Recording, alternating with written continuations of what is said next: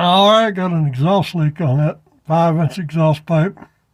It's got a U-bolt on there. Got to take that off. I got some of the exhaust tape. I'm gonna wrap around there, and then I got to clean that up first, and then put a regular exhaust clamp around it.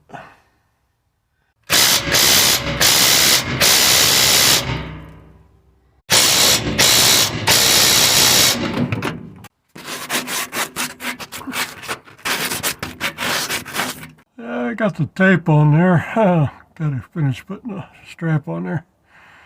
The band. Finished getting the exhaust clamp on there.